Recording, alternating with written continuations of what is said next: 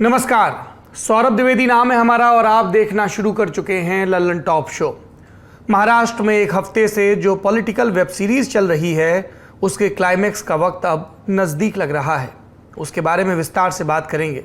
बिहार में हुए विधायकों की अदला बदली के खेल पर भी चर्चा करेंगे।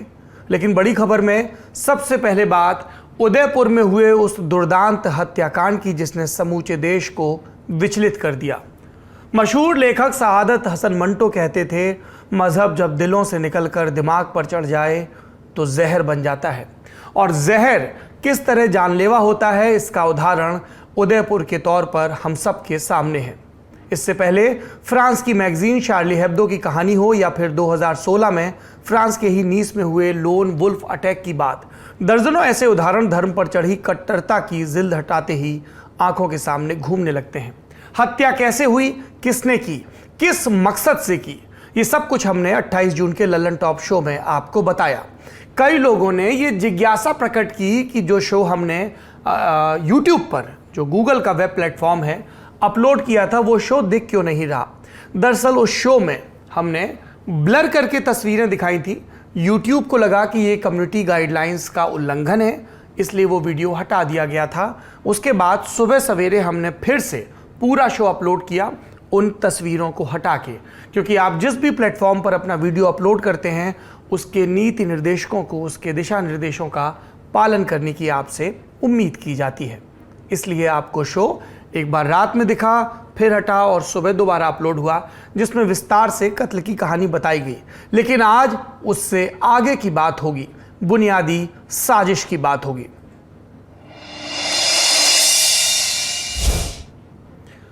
उदयपुर का नाम लेते ही अब तक वो जीके का सवाल याद आता था। झीलों का शहर, पिछोला सी झील, city palace, Sajjangarh palace, Fateh Sagar झील, ये सब आकर्षण के केंद्र हुआ करते थे।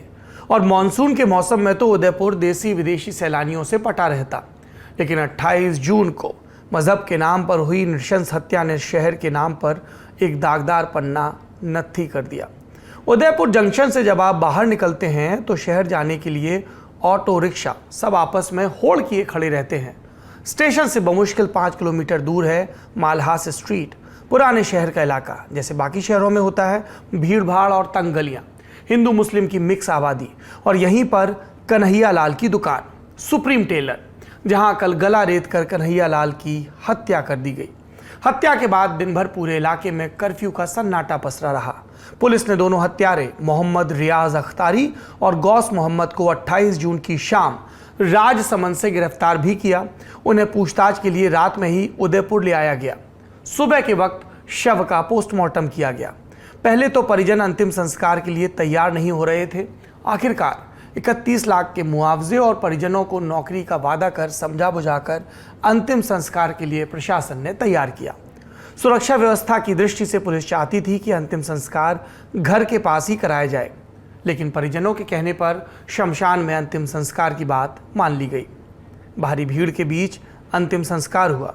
इस दौरान हत्यारों को फांसी देने के नारे भी लगते रहे।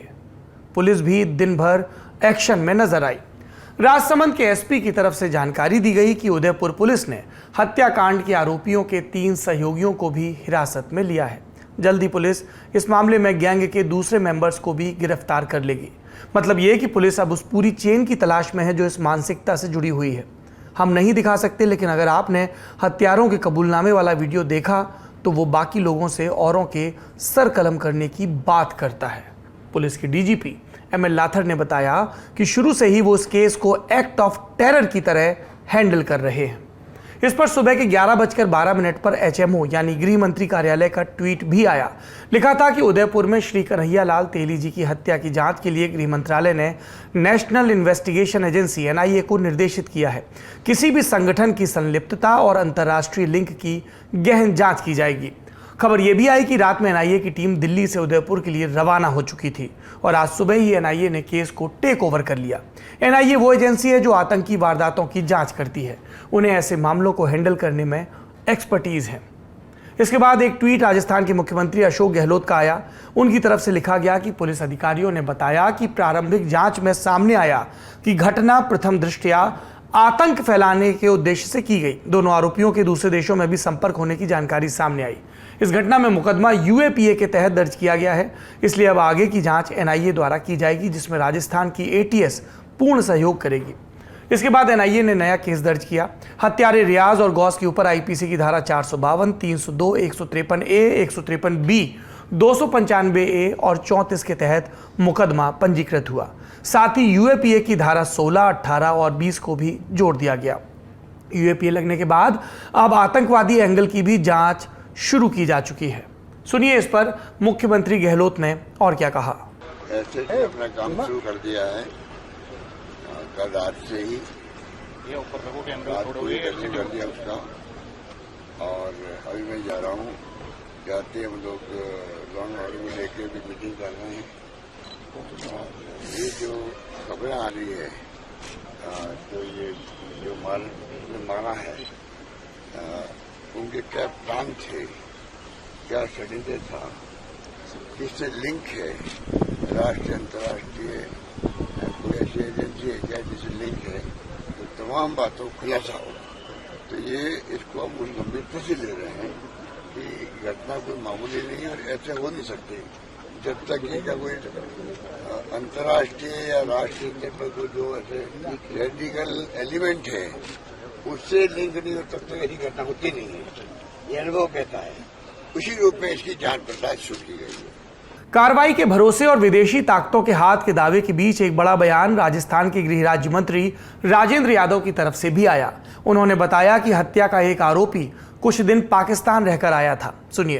उनमें से एक जो 2 अपराधी पकड़े गए, एक अपराधी 2014-15 में लगभग 45 दिन कराची रह के आया पाकिस्तान, और उसका मूवमेंट 18-19 के आसपास अरब कंट्री में भी है।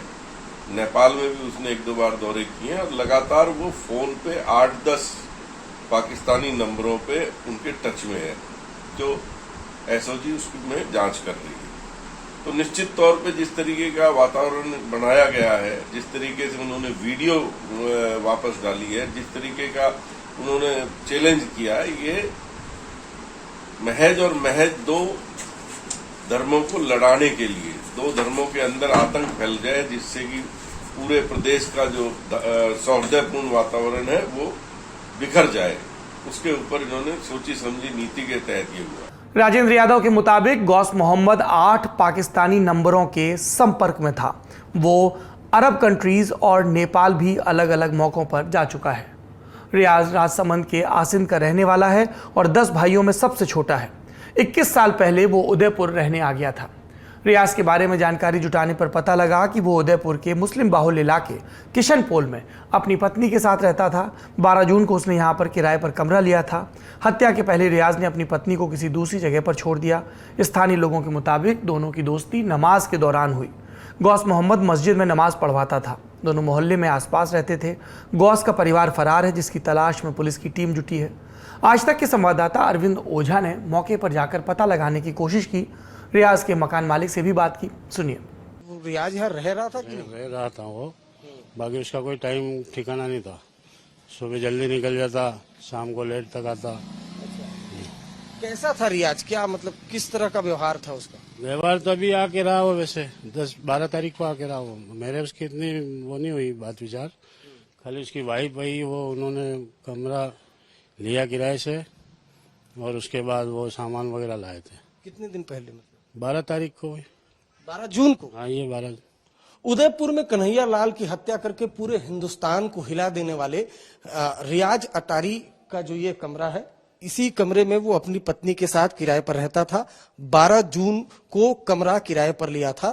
फिलहाल जो यहाँ पर ताला है वो राजस्थान पुलिस ने अपना ताला लगा दिया है, जबकि जो इस घर में ताला लॉक था, आप यहाँ पर देख पा रहे हैं, इस ताले को यहाँ पर तोड़ा गया है। यहाँ पर ये एक ताला है, 2 ताले यहाँ पर फिलहाल रखे हुए हैं। इन तालों को तोड़ा गया।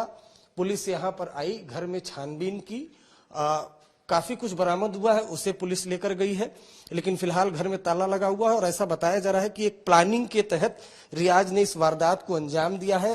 उसकी जो पत्नी थी उसको भी इस घर से कहीं दूसरे घर में छोड़ता है और उसके बाद कन्हैया लाल की दुकान पर जाता है, वारदात को अंजाम देता है। इस मामले में कट्टर संगठनों से लिंक की तलाश की जा रही है। दावा किया जा रहा है कि आरोपी मोहम्मद रियाज और गौस मोहम्मद दावते इस्लामी संगठन से जुड़े थे। दावते इस्लामी संगठन खुद को गैर राजनीतिक इस्लामिक संगठन बताता है, जो साल 1981 में कराची से शुरू हुआ। भारत में ये संगठन कई साल से सक्रिय है। आरोप है कि शरिया कानून का प्रचार प्रसार करना और उसकी शिक्षा को लागू करना इस संगठन का मकसद है। ये संस्था ऑनलाइन कोर्स भी चलाती है और दावा किया जा रहा है कि दोनों हत्यारे इसमें ऑनलाइन क्लास लेते थे, जिसके बारे में एनआईए की टीम गंभीरता से जांच कर रही है। अब जरा ये समझते हैं कि आखिर ये विवाद शुरू कहां से हुआ था। 10 जून को कन्हैया लाल ने नूपुर शर्मा के समर्थन में सोशल मीडिया पर पोस्ट किया। इसकी शिकायत पुलिस तक पहुंची तो जेल जाना पड़ा। एक दिन जेल में रहने के बाद कन्हैया लाल को जमानत मिल गई। सबसे पहले मृतक कन्हैया लाल का विवाद पड़ोसी दुकानदार नसीम से हुआ था। नसीम ने ही कन्हैया लाल के खिलाफ 11 जून को एफआईआर करवाई थी। अब नसीम को भी पुलिस ने हिरासत में ले लिया है और उससे पूछताछ हो रही है। लेकिन यहाँ पुलिस की भूमिका पर भी सवाल उठ रहे हैं। जेल से छूटने के बाद कन्हैया लाल ने 15 जून को पुलिस को पड़ोसी नाजिम व 4-5 अन्य लोगों के खिलाफ शिकायत धानमंडी थाने में दी थी। अपनी जान को खतरा बताते हुए शिकायत पत्र में जो लिखा वो सभी को जानना चाहिए। ये कि आज से 5 दिन पूर्व मेरे बच्चे द्वारा मोबाइल पर इंटरनेट के माध्यम से गेम खेलते समय अचानक फेसबुक पर एक आपत्तिजनक पोस्ट हो गया था। 2 दिन पश्चात मेरी दुकान पर 2 व्यक्ति आए। उन्होंने फेसबुक पोस्ट के बारे में पूछा तो मैंने बताया मुझे मोबाइल चलाना नहीं आता, ये बच्चों के गेम खेलने के लिए है। इसके बाद उन्होंने पोस्ट डिलीट कर दी और कहा आइंदा ऐसा मत करना। आगे लिखा है इसमें कि 11 जून को धानमंडी थाने से फ़ोन आता है कि आपके खिलाफ एक रिपोर्ट दर्ज हुई है, आप थाने आ जाओ। रिपोर्ट नाजिम द्वारा दर्ज कराई गई। वो मेरा पड़ोसी था। उसके द्वारा बताया गया कि ये रिपोर्ट उसने समाज के दबाव में आकर करी। मुझे पता है कि आपको मोबाइल चलाना नहीं आता, आप पोस्ट कर ही नहीं सकते। उदयपुर पुलिस को लिखे पत्र में फिर कन्हैया ने यह भी बताया कि नाजिम और उसके साथ के 5 लोग 3 दिन से मेरी दुकान की रेकी कर रहे हैं और मुझे दुकान नहीं खोलने दे रहे। सुबह शाम मेरी दुकान के बाहर 5 से 7 लोग रोज़ चक्कर काट रहे हैं और मुझे पता चला है कि वो सब मेरी दुकान खुलते ही मुझे मारने की कोशिश करेंगे। चूँकि नाजिम व इसके अन्य 4-5 लोगों ने मेरा नाम व फोटो इनके समाज के ग्रुप में वायरल कर दिया है और सबको कह दिया है कि ये व्यक्ति अगर कहीं रास्ते पर दिखे या दुकान पर आए तो इसे जान से मार देना, क्योंकि इसने आपत्तिजनक पोस्ट की है। इसी पत्र में आगे कन्हैया लाल ने पुलिस से जान माल की सुरक्षा मांगी और साथ ही नाजिम और उसके साथियों के खिलाफ कार्रवाई की भी मांग की। पर क्या राजस्थान पुलिस ने सुरक्षा दी? जवाब है नहीं। पुलिस ने आमने सामने बिठाकर सुलह कराने का दावा किया। सुलह के बाद एक दूसरे पत्र पर कन्हैया लाल ने हाथ से पुलिस को एक और पत्र लिखा, जिसमें विषय के तौर पर लिखा गया कि कानूनी कार्रवाई नहीं चाहते इस बाबत, और यह भी लिखा कि आपस में सुलह हो गई है, अब कोई कानूनी कार्रवाई नहीं होनी चाहिए। और यहीं पर पुलिस से सबसे बड़ी चूक हुई। पुलिस ने मामले को गंभीरता से नहीं लिया। अगर मौके की नज़ाकत को समझते हुए कार्रवाई करते, कन्हैया लाल को सुरक्षा देते, तो शायद इतनी बड़ी घटना नहीं होती। इस चूक पर डीजीपी ने एएसआई और एसएचओ को सस्पेंड भी किया। सुनिए डीजीपी का बयान। कन्हैया लाल द्वारा 15 तारीख को पुनः थाने पर उपस्थित होकर एक एप्लीकेशन परिवार दिया गया कि उसको ऐसा आभास होता है कि नयम और कुछ 4-5 लोग कोई उसका शायद कोई पीछा कर रहे हैं और उसकी जान माल को खतरा है। जो सिचुएशन का आंकलन सही नहीं कर इसमें जो दोनों पक्षों को बैठाकर एक समझौता या ये कह लीजिए कि एक समझाइश की गई और दोनों ने कि ठीक है मैं अपनी दुकान खोलता हूँ और हम भाईचारे से रहेंगे, और इस तरह वो मामला वहीं पर खत्म कर दिया। कानूनी कार्रवाई जो करनी चाहिए थी वो नहीं की। इस संदर्भ में एएसआई को कल तुरंत प्रभाव से सस्पेंड किया जा चुका है और एसएचओ को आज हमने सस्पेंड किया है। और भी यदि किसी अधिकारी की इसमें कमी पाई जाएगी तो उसके विरुद्ध भी कार्रवाई की जाएगी, चाहे वो आपराधिक हो और चाहे वो विभागीय हो, किसी को भी इसमें अक्सर नहीं जाएगा। जहाँ तक फर्दर इन्वेस्टिगेशन का सवाल है, अब एनआईए के साथ मिलकर राजस्थान पुलिस में फर्दर इन्वेस्टिगेशन करेगी। पुलिस की इतनी कार्रवाइयों के बावजूद अब भी राजस्थान के कई इलाकों में तनाव की स्थिति बनी हुई है। उदयपुर के अलावा कुछ जिलों के संवेदनशील इलाकों में गश्त बढ़ा दी गई है। जयपुर जैसे कई जिलों में विरोध प्रदर्शन भी देखने को मिले। सबसे ज़्यादा बवाल राजसमंद जिले में हुआ, जहां का मुख्य आरोपी रियाज रहने वाला है। जिस भीम कस्बे से रियाज को पकड़ा गया था वहां सुबह ही धारा 144 लगा दी गई थी। बावजूद इसके भीड़ इकट्ठा हुई, उपद्रव हुआ, पथराव शुरू हुआ। उपद्रव के दौरान किसी असामाजिक तत्व ने एक पुलिसकर्मी पर धारदार हथियार से हमला भी किया, जिसमें पुलिसकर्मी, जिसका नाम संदीप चौधरी बताया गया, वो गंभीर रूप से जख्मी हो गए। इलाज के लिए उन्हें अजमेर के अस्पताल में रेफर कर दिया गया है। पुलिस ने इसके बाद लाठीचार्ज कर प्रदर्शनकारियों को भगाया और पूरे भीम कस्बे को छावनी में तब्दील कर दिया। ये उदयपुर में हुई घटना से जुड़े आज के तमाम अपडेट्स हैं। एनआईए ने हत्या के आरोपियों से पूछताछ शुरू कर दी। शांति व्यवस्था कायम करने की अपील मुख्यमंत्री की तरफ से लगातार की जा रही है और शाम को सर्वदलीय बैठक भी बुलाई गई। सुनिए इस पूरे मसले पर विपक्ष ने क्या कहा। राजस्थान की राज्य सरकार की जो पिछले 3.5 साल में जिस तरह से उन्होंने कार्रवाई करी है, पूरी तरह से राज्य सरकार इस आतंकी हमले के लिए जिम्मेदार है।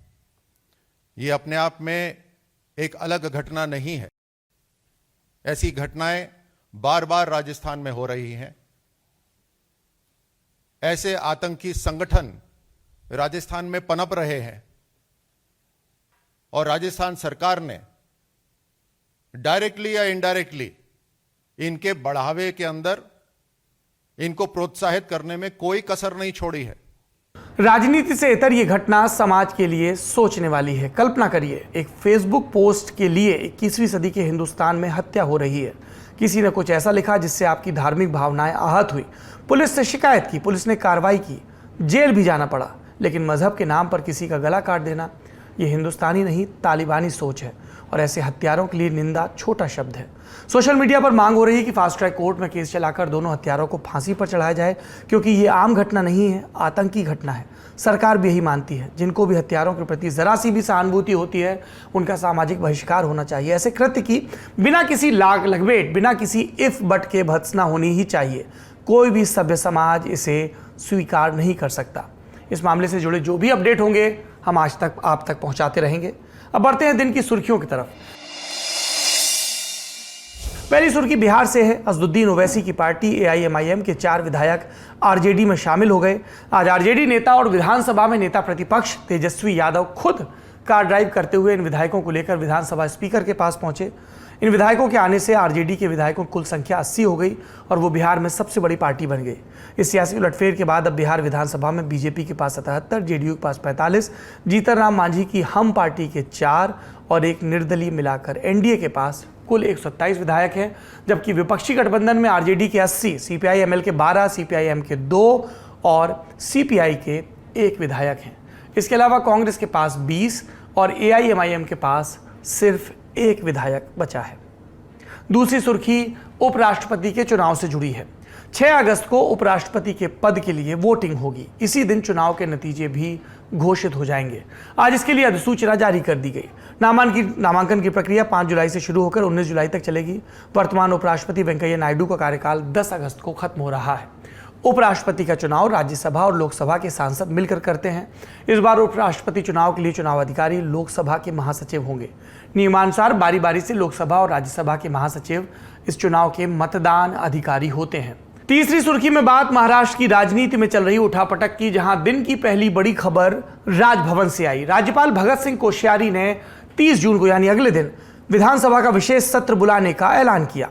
राज्यपाल ने साफ कहा कि इसका एजेंडा मुख्यमंत्री के खिलाफ अविश्वास प्रस्ताव है। राज्यपाल की ओर से कहा गया कि राज्य की राजनीतिक स्थिति बहुत अच्छी नहीं है। शिवसेना के 39 विधायक पहले ही महाविकास अघाड़ी से अलग होने की बात कह चुके हैं। वहीं 7 निर्दलीय विधायकों ने भी पत्र लिखकर उद्धव सरकार से समर्थन वापस लेने की बात कही। राज्यपाल ने कहा कि विपक्ष के नेता भी उनसे मिले और फ्लोर टेस्ट यानी बहुमत परीक्षण की मांग की। राजभवन से आए फ्लोर टेस्ट के आदेश पर उद्धव गुट की तीखी प्रतिक्रिया भी आई। राज्यसभा सांसद संजय राउत ने कहा कि बीजेपी और राज्यपाल मिलकर संविधान से खिलवाड़ कर रहे हैं। राउत ने फ्लोर टेस्ट की मांग को गैर कानूनी बताया और कहा कि विधायकों को अयोग्य ठहराने का मामला भी पेंडिंग है। उन्होंने ट्वीट कर कहा कि 16 विधायकों की अपात्रता के मामले में कम दिन की मोहलत दी गई, इसलिए सुप्रीम कोर्ट विधायकों को 11 जुलाई तक अपना पक्ष रखने का समय दे रहा है। दूसरी तरफ राज्य विधानसभा का सत्र एक दिन में बुलाया जाता है। ये न केवल अन्याय है बल्कि भारतीय संविधान का उपहास है। फ्लोर टेस्ट के खिलाफ शिवसेना सुप्रीम कोर्ट भी पहुंची। शाम 5 बजे इस पर सुनवाई शुरू हुई। शिवसेना का पक्ष रखते हुए अभिषेक मनु सिंघवी ने कहा कि जब तक विधायकों का सत्यापन नहीं हो जाता, फ्लोर टेस्ट नहीं किया जाना चाहिए। फ्लोर टेस्ट बहुमत जानने के लिए होता है, इसमें इस बात की उपेक्षा नहीं की जा सकती कि कौन वोट डालने के योग्य है, कौन नहीं। इस पर कोर्ट ने पूछा कि फ्लोर टेस्ट कब करवा सकते हैं, इसे लेकर क्या कोई नियम है। जवाब में सिंघवी ने कहा कि आमतौर पर 2 फ्लोर टेस्ट में 6 महीने का अंतर होता है, इसलिए अभी फ्लोर टेस्ट कुछ दिनों के लिए टाल देना चाहिए। सिंघवी ने फ्लोर टेस्ट के आदेश पर भी सवाल उठाए। उन्होंने कहा कि राज्यपाल ने फ्लोर टेस्ट के लिए मंत्रिमंडल से सलाह नहीं ली। राज्यपाल अस्पताल में थे, बाहर आने के 2 दिन के भीतर विपक्ष के नेता से मिले और फ्लोर टेस्ट का फैसला ले लिया। सुप्रीम कोर्ट के फैसले पर और अधिक जानकारी दे रहे हैं हमारे साथी अभिनव। अभी आप सौरभ जी से सिंघवी की दलीलों के बारे में सुन रहे थे। सिंघवी की बहस जब सुप्रीम कोर्ट में पूरी हुई तो शिंदे गुट के वकील नीरज किशन कौल बोलना शुरू करे। नीरज किशन कौल ने दलील दी कि अगर जैसे जज ने पूछा कि क्या ये लोग विपक्ष की सरकार बनवाना चाहते हैं, तो फिर उसके बाद जब कौल ने बोलना शुरू किया तो कहा, इस डिप्टी स्पीकर को लेकर काफ़ी बात हुई, तो कहा कि जब डिप्टी स्पीकर के खिलाफ खुद अविश्वास प्रस्ताव हो तो वो विधायकों की अयोग्यता पर कैसे सवाल उठा सकते हैं। कौल ने आगे कहा कि फ्लोर टेस्ट को टाला नहीं जाना चाहिए, यही हॉर्स ट्रेडिंग से बचने का सबसे अच्छा तरीका है। कौल ने आगे कहा कि हमारा कहना है कि अयोग्यता का मसला लंबित होने के चलते अभी फ्लोर टेस्ट को नहीं टाला जाना चाहिए। ये शिंदे गुट के वकील थे, इनकी तरफ से दलील दी जा रही थी कि राज्य सरकार के बहुमत परीक्षण को रोकना लोकतंत्र के खिलाफ होगा। इस तरह की दलीलें उनके द्वारा दी गई। फिर उन्होंने कहा कि मीडिया रिपोर्ट के आधार पर राज्यपाल के फैसले की दलील दी जा रही है, लेकिन मीडिया की सूचना एक अहम साधन है। कौल आगे कह रहे हैं कि कोर्ट पहले कह चुका है कि सीएम का फ्लोर टेस्ट में जाने से बचना बहुमत खोने की निशानी है। कोर्ट हमेशा जल्द से जल्द फ्लोर टेस्ट की बात कहता है। ये सारी दलील कौल की तरफ से दी जा रही थी। फिर जज ने पूछा कि कितने विधायक सरकार का साथ छोड़ चुके हैं। इस पर कौल की तरफ से कहा गया 55 में से 39, इसलिए सीएम फ्लोर टेस्ट से बच रहे हैं। जज ने फिर पूछा कि कितनों को अयोग्यता का नोटिस दिया गया है, तो कौल की तरफ से जवाब दिया गया कि 16 विधायकों को अयोग्यता का नोटिस दिया गया है। और कौल ने यह भी कहा शिंदे गुट की तरफ से कि हम शिवसेना नहीं छोड़ रहे हैं, बल्कि हम ही असली शिवसेना, यानी वकील ने बाकी शिंदे गुट की तरफ से दावा किया। फिर उसके बाद वरिष्ठ वकील मंदिर से उन्होंने बोलना शुरू किया, तो उन्होंने कहा कि मैं कौल की दलीलों का समर्थन करता हूं, कुछ बातें जोड़ना चाहूँगा, कुछ मिनट लगेंगे। तो इस पर जस्टिस सूर्यकांत मुस्कुराते हुए कहते हैं कि उम्मीद है आप लोगों को हम पर दया आ रही होगी। फिर मनिंदर सिंह ने बोलना शुरू किया, तो कोर्ट कह चुका है कि जब फ्लोर टेस्ट होगा तो वर्तमान सदस्य वोट देंगे, इसकी अयोग्यता से किसी को लंबित कार्रवाई से संबंध नहीं है। और डिप्टी स्पीकर पे फिर इन्होंने भी बात रखी कि डिप्टी स्पीकर खुद बहुमत खो चुके हैं, वैसे किसी भी सरकार के लिए फ्लोर टेस्ट में जाना सही होता है, बिना बहुमत के शासन गलत है। इस तरह की बात रखी गई। फिर राज्यपाल के वकील तुषार मेहता ने अपनी दलील रखना शुरू की और उनकी तरफ से नवाब रेबिया फैसले का जिक्र किया गया और कहा कि फैसले को इस वजह से दिया गया था कि स्पीकर के ऑफिस का भी दुरुपयोग हो सकता है।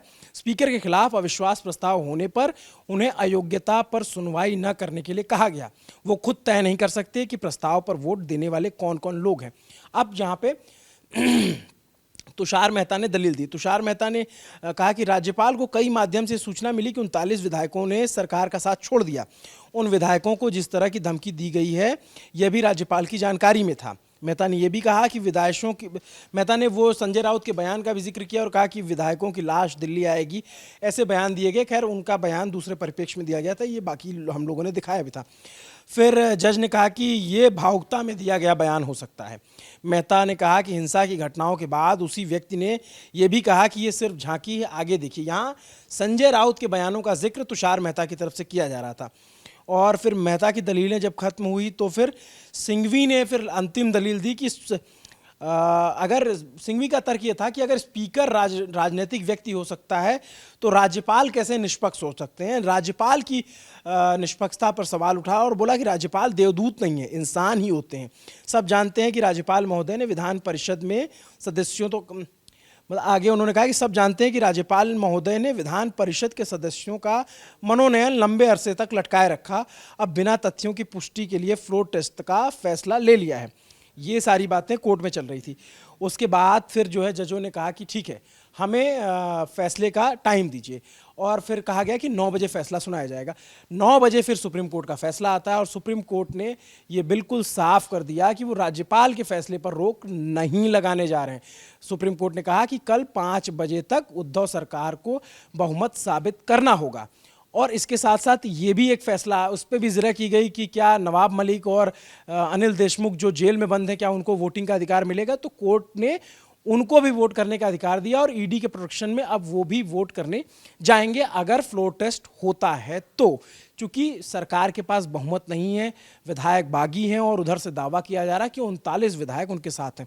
ऐसे में सरकार के पास ज़रूरी नंबर नहीं होगा और सरकार के गिरने का पूरा चांस है। सरकार गिर जाएगी अगर बहुमत पे जाते हैं, अगर जो नंबर अभी दिख रहा है उस हिसाब से। उसके बाद ये हुआ कि थोड़ी ही देर बाद 9:30 बजे के करीब उद्धव ठाकरे फेसबुक पर लाइव आते हैं और लाइव आकर के उन्होंने अपने कामों को गिनाना शुरू किया। उन्होंने कहा कि हमने औरंगाबाद का नाम बदल दिया, उस्मानाबाद का नाम बदल दिया। ये शाम के टाइम पे जो फैसला लिया गया उसकी बात कर रहे थे और अपनी पूरी बात में एक तरीके से ना भावुक नजर आए। वो मराठी में पूरी स्पीच दी और उसमें कामों को गिनाया और फिर आखिर में बागियों के लिए कहा कि जो बागी नाराज़ हुए उनको मुझसे बात करनी चाहिए थी, उनको पहले मुझसे राय मशवरा लेना चाहिए था। इतनी बात करते करते उन्होंने फिर फेसबुक लाइव में ही इस्तीफे का ऐलान कर दिया। मतलब ये कि अब कल फ्लोर टेस्ट की नौबत ही नहीं आएगी। जो सुप्रीम कोर्ट की तरफ से आदेश आया कि फ्लोर टेस्ट होगा कल शाम 5 बजे तक, उद्धव ठाकरे ने इस्तीफे का ऐलान कर दिया।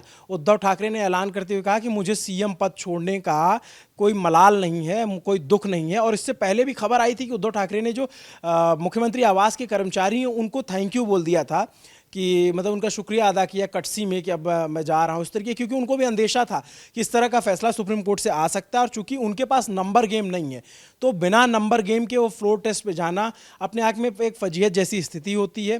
तो उससे बचने का ऐलान जो है, उससे बचने की एक तरीके की कोशिश थी और उद्धव ठाकरे ने सीएम पद से इस्तीफा दे दिया फेसबुक लाइव के जरिए। ये थी सुर्खियां। अब देखते हैं आखिरी में दिन का वीडियो।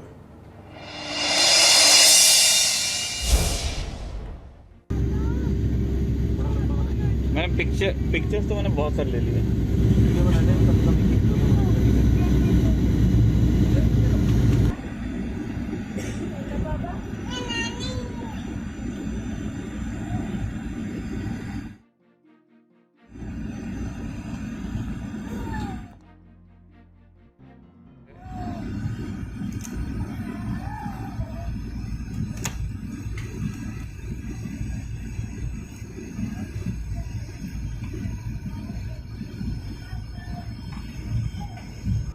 स्क्रीन पर आपको हवा से सिलचर शहर और आसपास का इलाका दिख रहा है। ये वीडियो गुवाहाटी से सिलचर की हवाई यात्रा के दौरान हमारे साथी निखिल ने शूट किया। वीडियो में आप देख सकते हैं कि सिलचर में किस तरह की भीषण बाढ़ आई हुई है।